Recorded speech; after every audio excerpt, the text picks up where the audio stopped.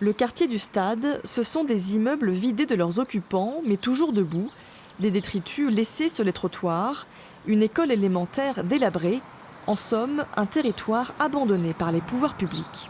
Là, vous voyez, vous avez un immeuble qui est complètement à l'abandon aujourd'hui. Et d'ailleurs, la tour aussi est complètement abandonnée, hors fonction, les deux. Mais celui-ci, c'était l'AFPA qui était là. Donc on avait des activités quand même pour l'insertion professionnelle des gens. Je trouvais ça très intéressant. Mais malheureusement, ils sont partis. Donc il n'y a plus de service public à part la régie de quartier. Donc c'est un peu dommage, je trouve. Nisrine Zahibi est conseillère municipale de l'opposition et native du quartier. Ici, la population a considérablement baissé ces dernières années, tout en continuant d'être inscrite sur les listes électorales.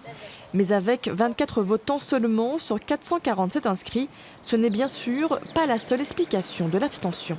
Moi, je n'excuse pas l'abstention, mais je la comprends et je l'entends. Et pour moi, c'est un vrai message de leur part, c'est un cri de colère. Cri de colère qui résonne chez les jeunes du quartier. La plupart ont préféré se dérober à la vue de notre caméra.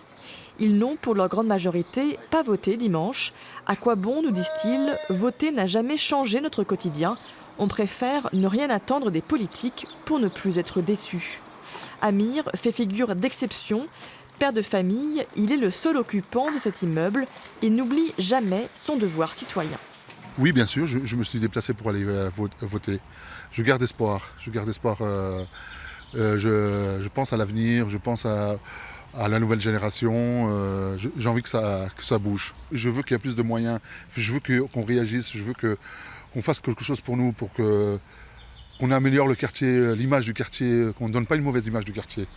Une goutte d'optimisme dans un quartier délaissé depuis longtemps, où seuls de vieux jouets rappellent parfois la vie d'avant.